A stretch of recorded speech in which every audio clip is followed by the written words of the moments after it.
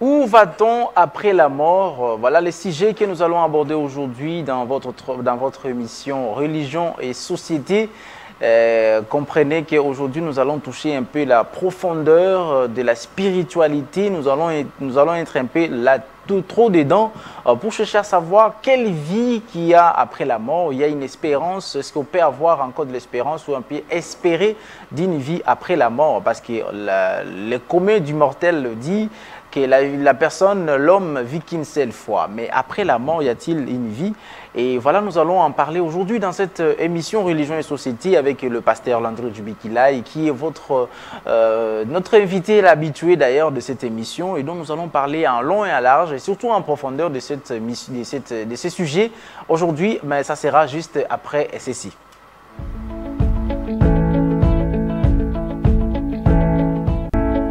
Voilà.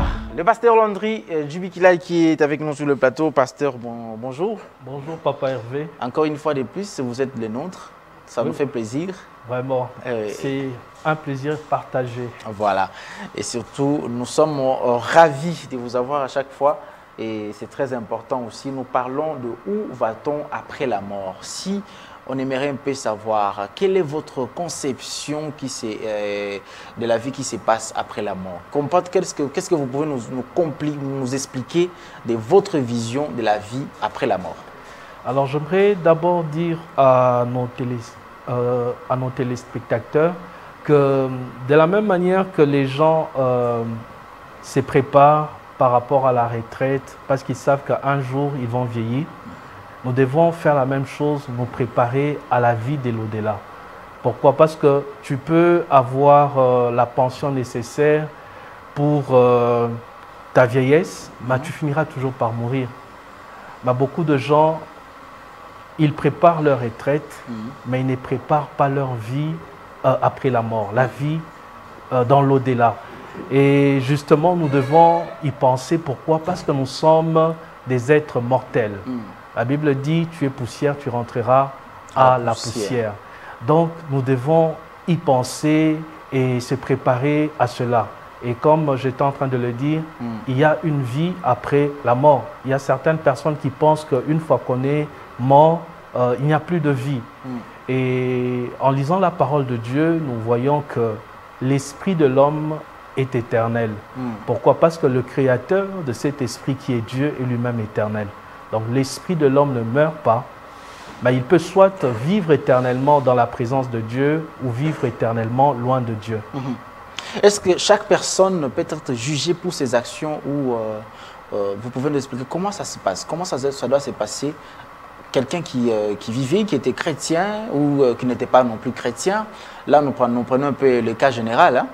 Est-ce qu'il y a un jugement où on doit juger quelqu'un par rapport à ses actions, ou on peut juger aussi quelqu'un par rapport aux actions collectives?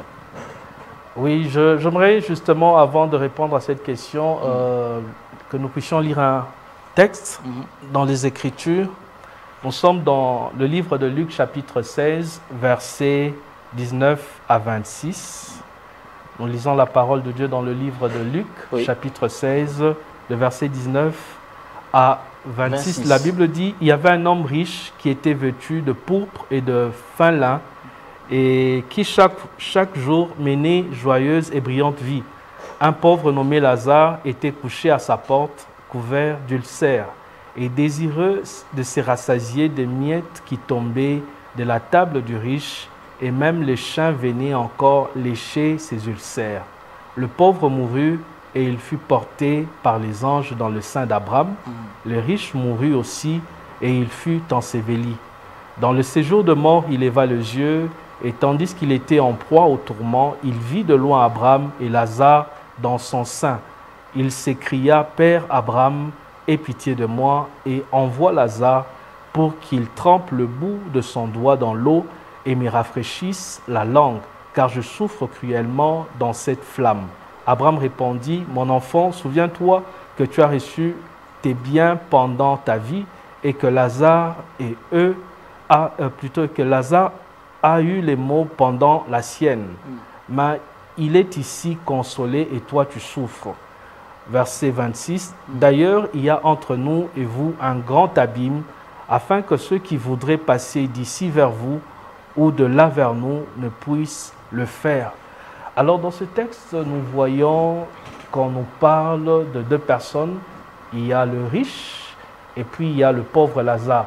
Alors les deux vont connaître la mort, mais les deux ne vont pas aller dans un même endroit.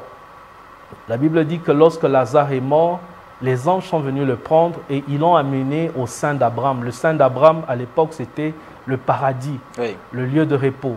Et le riche, en mourant, sera enseveli. Il va descendre dans le séjour de mort, mais dans un endroit où il y avait le feu, où il y avait le tourment.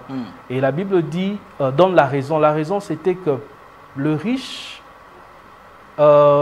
malgré qu'il était riche, il ne va pas utiliser sa richesse pour aider les gens. Donc, il écrasait le pauvre, il méprisait Lazare. Lazare qui était devant sa porte, il désirait avoir même les miettes. Il n'avait pas. Donc, le riche était égoïste. À cause de son égoïsme, il va aller en enfer. Il va aller dans le lieu de tourment. Alors donc, à cause du fait de ne pas donner à Lazare la nourriture, de laisser Lazare les ramasser, les miettes qui tombaient de la table, cela a constitué un péché pour l'envoyer directement en enfer. Oui, c'était un péché et puis ce n'était pas quelque chose qu'il faisait occasionnellement, donc c'était son habitude. En fait, le péché qui nous envoie en enfer, ce sont des péchés que nous faisons habituellement.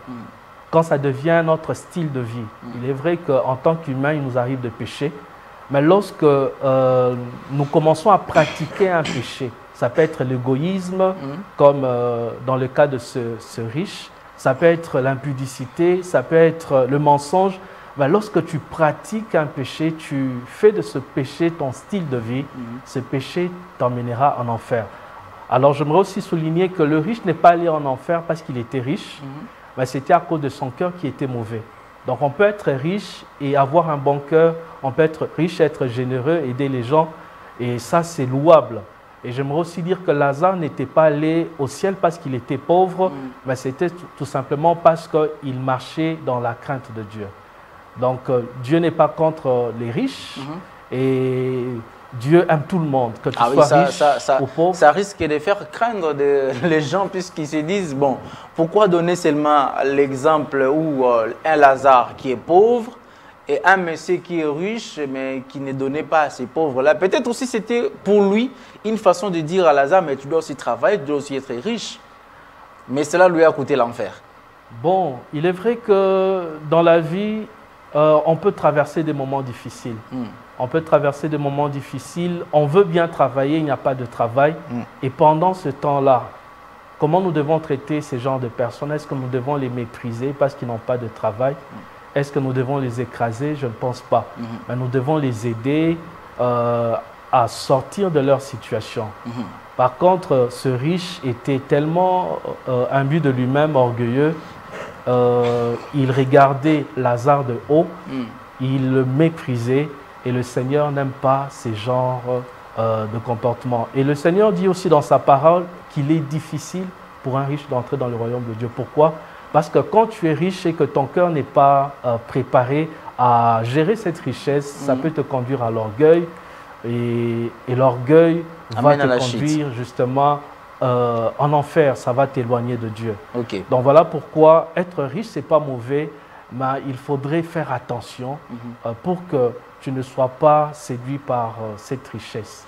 Selon ce que nous disent ou ce que nous démontrent les témoins de Jéhovah, parfois ils nous présentent les livres où on peut voir le paradis, à quoi ça ressemble. Vous venez de lire un passage là de Luc 16, 19 à 26. Vous avez fait allusion que l'essai d'Abraham, c'est le paradis. Mais est-ce qu'il y a une vision claire, selon la Bible, de à quoi ressemble réellement le paradis et l'enfer? Oui, donc le texte que je viens de lire, c'est le Seigneur qui était en train d'en parler, de l'histoire de Lazare et du riche. Et ça se passe avant la mort et la résurrection de Jésus. Donc avant la mort et la résurrection de Jésus, les personnes qui mouraient, et principalement les Juifs, allaient en le sein d'Abraham. Le sein d'Abraham, ce n'était pas au ciel. C'était dans le séjour de mort. Quand je parle du séjour de mort, c'est-à-dire sous la terre. Sous la terre, mais dans le séjour de mort, il y avait deux compartiments. Il y avait un endroit, un lieu de repos qu'on appelait le sein d'Abraham. Et puis, il y avait aussi le lieu de tourment. Voilà pourquoi le riche pouvait voir en levant ses yeux, voir Lazare dans le sein d'Abraham. Pourquoi? Parce qu'ils étaient tous dans le séjour de mort, mais dans des compartiments différents. Maintenant, quand Jésus-Christ est mort, la Bible dit qu'il est allé prêcher aux personnes qui étaient en prison, c'est-à-dire qui étaient emprisonnées dans le sein d'Abraham. Et dans Éphésiens chapitre 4, verset 8, la Bible dit, lorsqu'il est monté au ciel, il va emmener les captifs, emmener les prisonniers. C'est-à-dire toutes les personnes qui étaient retenues dans le sein d'Abraham ont été emmenées avec Jésus au ciel. Pourquoi? Parce que le problème du péché a été résolu. Il est écrit, tous sans péché sont privés de la gloire de Dieu. Donc à cause du péché, l'homme était privé de la gloire de Dieu. L'homme ne pouvait pas aller au ciel à cause du péché. Mais quand Christ est mort à la croix et qu'il est ressuscité, donc il a réglé le problème du péché. C'est alors que les hommes qui étaient emprisonnés, qui étaient dans le lieu de repos, dans le sein d'Abraham, pouvaient maintenant entrer dans la gloire. Dans le paradis actuellement, ce n'est pas dans le sein d'Abraham, ce n'est pas dans le séjour de mort ou sous la terre, mais c'est dans le troisième ciel, dans la présence de Dieu. Est-il possible qu'une personne fasse une réincarnation après sa mort? Ah oui.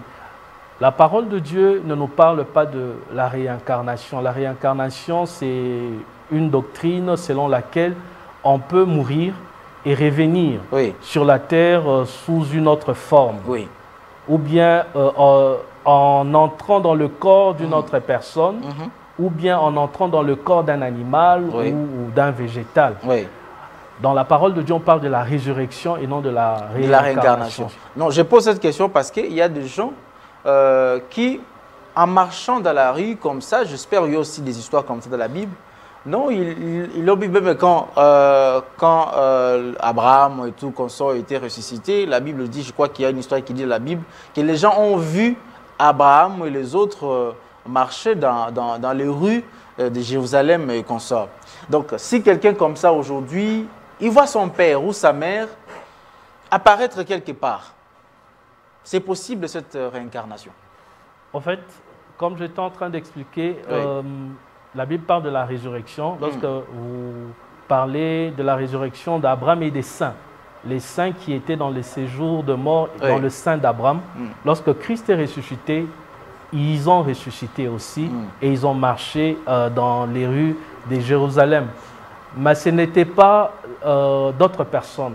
C'est-à-dire qu'ils n'avaient pas pris d'autres formes ou bien le corps d'une autre personne. Mais c'était les mêmes personnes qui étaient revenues à la vie. C'est ça la résurrection.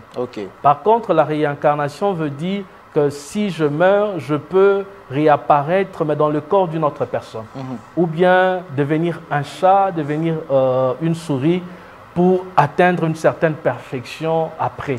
Ce qui n'est pas biblique, car il est écrit dans Hébreux chapitre 9, verset 27, il est réservé à un homme de mourir une seule fois. Après quoi vient le jugement. Donc, on ne meurt pas deux fois, trois fois, plusieurs fois. Selon la doctrine de la réincarnation, on peut mourir plusieurs fois et revenir. Mais la Bible dit qu'il est réservé à un homme de mourir une seule fois et après la mort vient le jugement. Donc la réincarnation est une fausse doctrine, ce n'est pas biblique. Et comment on peut expliquer une personne, parce que je vis aussi ce genre d'histoire, vous voyez comme une sorte d'image d'une vie déjà vécue. C'est-à-dire, c'est comme si vous étiez aussi présent dans cette vie-là, mais vous voyez un jour comme ça, vous êtes assis et pouf, ça passe comme dans l'image. Oh non, c'est comme si j'étais déjà ici quelque part. Ce n'est pas ça la réincarnation aussi? Non, non. Ou c'est juste des visions?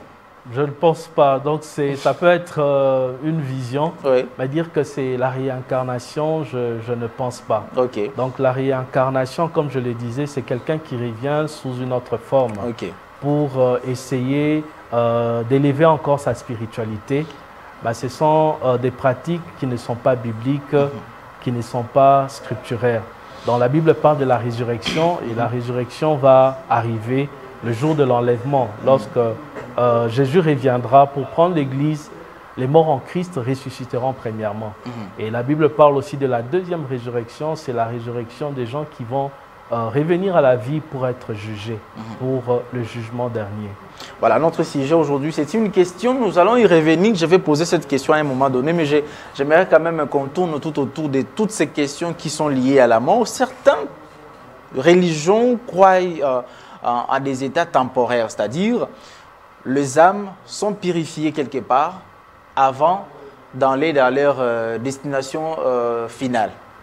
Vous en pensez quoi par rapport à ces sujets-là? Ah oui, donc il y en a qui parlent du purgatoire. Ouais. Purgatoire, c'est-à-dire un lieu transitoire où vous devez passer pour que vos péchés soient purifiés, pour vous permettre d'entrer maintenant au paradis. Bah, lorsque nous lisons les textes de Luc chapitre 16 que j'ai cités, nous voyons qu'il n'y a pas un endroit transitoire. Donc, soit vous allez directement dans le lieu de tourment, soit vous allez directement dans le lieu de repos, appelé paradis. Donc, la doctrine du purgatoire n'est pas dans la Bible. C'est une fausse doctrine et ça donne aux gens une fausse espérance. Faire croire aux gens que vous pouvez faire ce que vous voulez sur la terre. Vous pouvez vivre comme vous voulez. Une fois que vous allez mourir, il suffit qu'on fasse pour vous une messe, un culte. Et grâce à ce culte, grâce à cette messe, votre âme ira au ciel. Ce n'est pas biblique. La Bible dit dans Galates chapitre 6, versets 7 à 8, on ne se moque pas de Dieu. Tout ce qu'un homme aura sémé, il le moissonnera. Donc, tout ce que tu vas s'aimer, tu vas le moissonner. En d'autres termes, on ne récolte que ce qu'on sème. Tu peux s'aimer pour la chair et tu vas récolter la corruption, c'est ce que la Bible dit. Et celui qui sème pour l'esprit va récolter la vie éternelle. Et c'est en étant sur la terre que nous s'aimons. Nous s'aimons comment? À travers nos actes, à travers les décisions que nous prenons. Si tu prends des mauvaises décisions sur la terre, ces mauvaises décisions vont influencer ton éternité.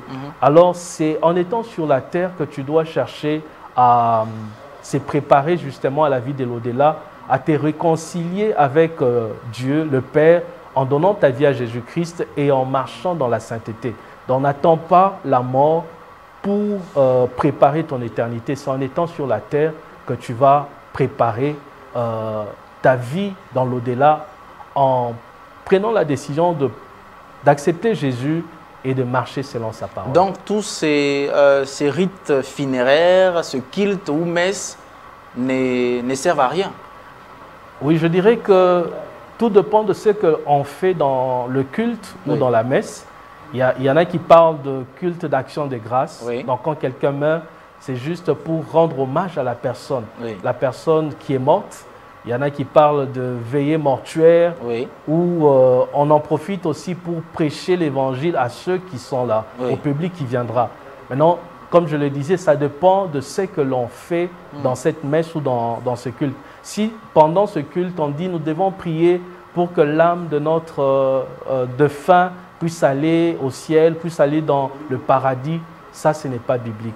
Mais si on fait un culte où on organise une messe pour rendre hommage à la personne qui est disparue, ce n'est pas mauvais, mais cela n'aura aucun impact sur sa vie dans l'éternité.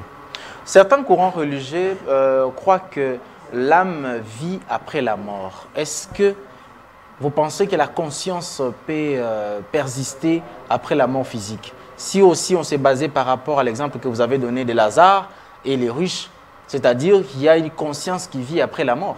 Oui, exactement. L'âme continue à vivre après la mort. L'esprit de l'homme, comme je le disais, est éternel, continue à vivre après la mort. Et puis, la conscience continue à agir. Raison pour laquelle le riche va reconnaître Lazare. Il reconnaîtra qu'ils ont vécu sur la terre avec Lazare. Donc ça, c'est la conscience. La conscience. Et à part la conscience, il y a même des sentiments. Parce que l'âme, c'est le siège de nos sentiments, de nos émotions.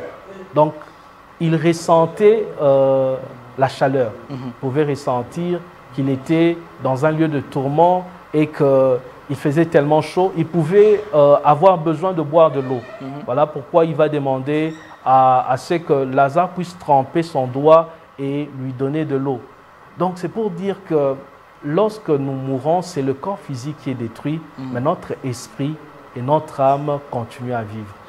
Alors, on nous prêche, vous nous prêchez à l'église, vous êtes pasteur aussi, vous prêchez dans votre église, et que les derniers jours, il y aura les jugements derniers. Est-ce que cela ne donne pas la peur aux croyants, le fait de savoir qu'il y aura un jugement, de penser peut-être que ma vie d'aujourd'hui, ma vie de maintenant, et à cause de ces jugements-là, ça influence automatiquement la vie d'aujourd'hui pour espérer un salut après. Oui, donc exactement, nous devons en vivant être conscients qu'un jour il y aura le jugement. La Bible dit nous devons considérer la bonté et la sévérité de Dieu.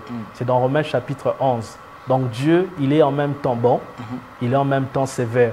Et souvent il y a un déséquilibre lorsque certaines personnes ne voient qu'un aspect de la divinité. C'est-à-dire, ils ne voient qu'un Dieu bon.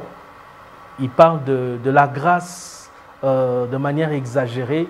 Donc, la doctrine de l'hypergrâce, où Dieu est tellement bon qu'il ne peut pas envoyer les gens en enfer. Voilà. Ça, c'est une fausse doctrine. Il est bon. Ah, les témoins de Jéhovah, alors, sont dans les faux.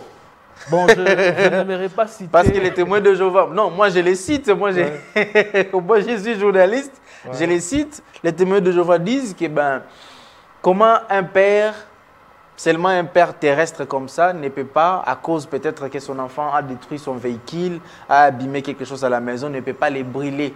Alors, combien plus forte raison, les pères célestes, le Dieu d'amour, peut prendre la personne que lui-même a créée et l'envoyer dans le feu. Ah oui, il est écrit que notre Dieu, il est riche en bonté. Et lent à la colère. Et lorsqu'on dit qu'il est lent à la colère, ça ne signifie pas qu'il ne se fâche pas. Mais sa colère arrive, bien que ça arrive lentement, mais il arrive à un moment où il se fâche. Et il est aussi dit qu'il est le feu dévorant. Donc nous devons considérer la bonté et la sévérité de Dieu. Donc quand tu es un enfant de Dieu, tu dois savoir que notre Dieu est bon, mais il est aussi sévère. Il est bon, mais il est aussi juste. Et à cause de sa justice, il ne va pas laisser le coupable impuni. Donc il punira celui qui est coupable. Car la Bible dit que le salaire du péché, c'est la mort. Alors quand tu vis avec cette conscience-là, tu vas te dire qu'un jour il y aura le jugement, je dois me comporter en conséquence. Je ne dois pas faire n'importe quoi. Pourquoi? Parce qu'un jour, il y a le jugement qui va arriver. Donc, le fait de savoir qu'il y a un jugement après la mort, ça nous permet aussi de vivre d'une certaine manière en étant sur la terre. Mais cela n'amène pas l'hypocrisie? Bon, il y en a qui sont hypocrites, c'est vrai. Parce que nous, humains, nous ne les verrons pas. Nous ne saurons même pas.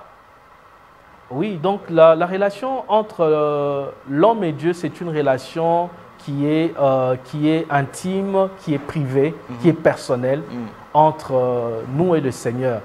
Donc, il y a beaucoup de gens qui vivent justement dans l'hypocrisie, mais rien n'est caché devant Dieu. Donc, ça ne sert à rien de faire semblant devant les hommes. Mais lorsque le Seigneur viendra, tout sera dévoilé. Et devant lui, rien ne peut se cacher. Pasteur Landry Jubikilai, où va-t-on après la mort? Oui, donc comme j'étais en train de le dire, en se basant sur les textes que nous avons lus dans Luc chapitre 16, versets 19 à 26, après la mort, il y a deux destinations. Soit on va dans le lieu de tourment que les gens appellent enfer, mais je dirais que ce n'est pas encore vraiment l'enfer. C'est juste l'avant-goût de l'enfer. Pourquoi? Parce que jusqu'au moment où je vous parle, l'enfer n'est pas encore inauguré. Donc, quand je parle de l'enfer, c'est le lac de feu. Et la Bible dit que les personnes qui vont inaugurer l'enfer, il y a le faux prophète il y a l'Antichrist. Donc ce sont les premières personnes qui seront jetées en enfer. Et c'est après qu'il y aura le jugement dernier et que les impies seront aussi jetés en enfer. Mais pour le moment, lorsque nous mourrons, nous descendons sous la terre, dans les régions inférieures, là où Jésus est allé. Et c'est un lieu de tourment. Pourquoi? Parce qu'il y a déjà le feu, mais ce n'est pas encore comme le lac de feu de l'enfer. Mais quand tu es là, tu es en train déjà de goûter à l'enfer. Parce que la personne qui était là, le riche, n'était pas heureuse.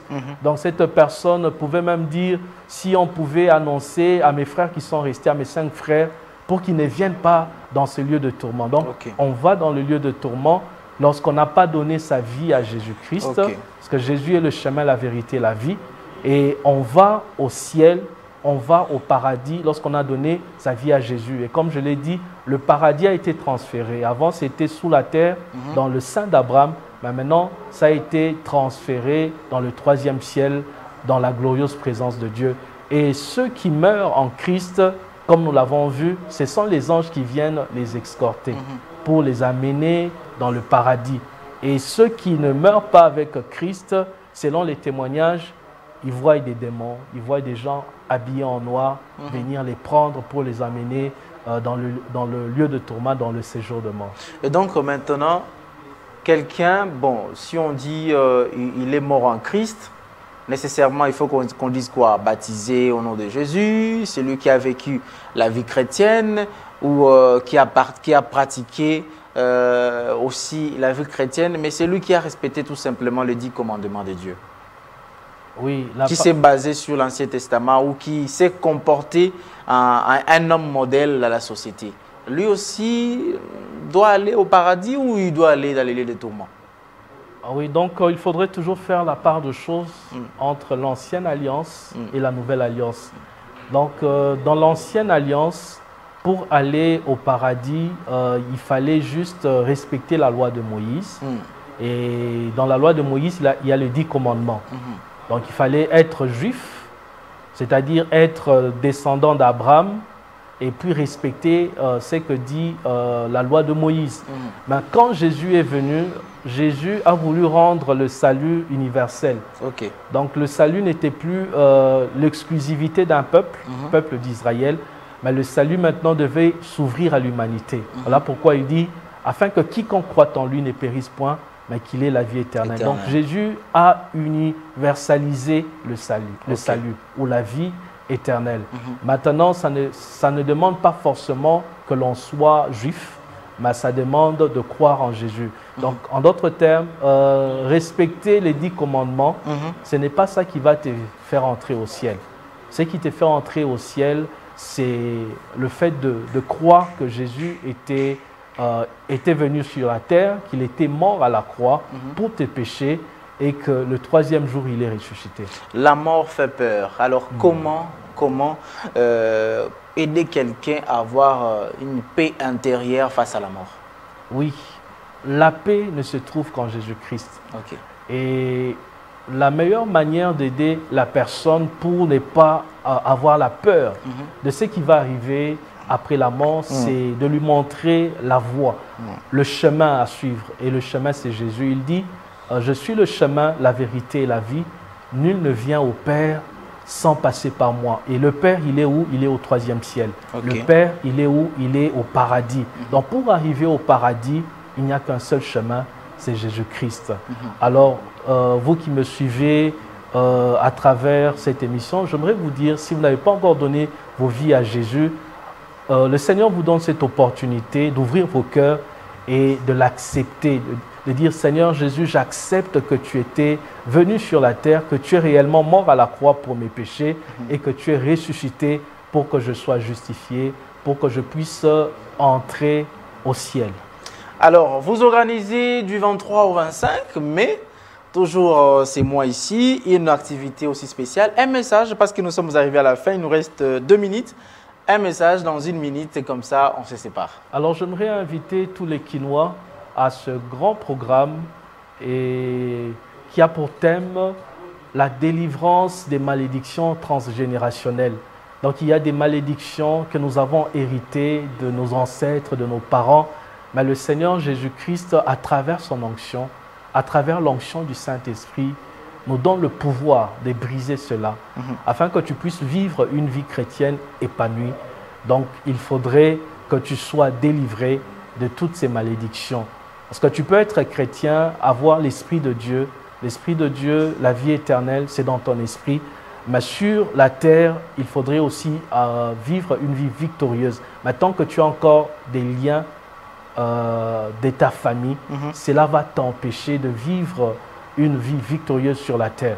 Donc le Seigneur, Jésus est venu sauver notre esprit, mais il veut aussi délivrer notre âme et notre corps. Alors ne ratez pas ce programme. Nous sommes à Debonhome sur l'avenue Chiboko 1, numéro 161B, non loin du Sceau de Mouton de Debonhome. Nous sommes l'Église glorieuse de Jésus-Christ et GJC. Donc c'est de 15h30 à 19h30 du 23 au 25 mai 2025.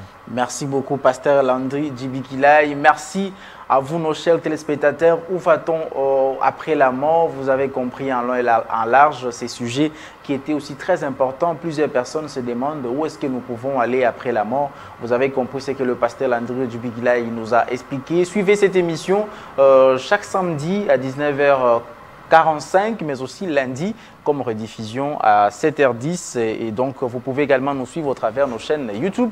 Et pour en savoir plus, appelez-nous par ce numéro qui est affiché là pour poser encore plus de questions.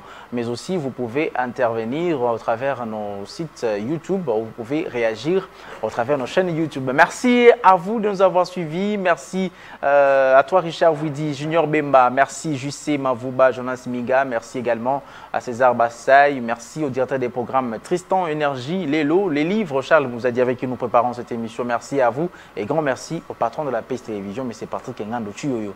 Nous prenons rendez-vous déjà très prochainement avec notre invité. Donc même heure, même chaîne. Au revoir.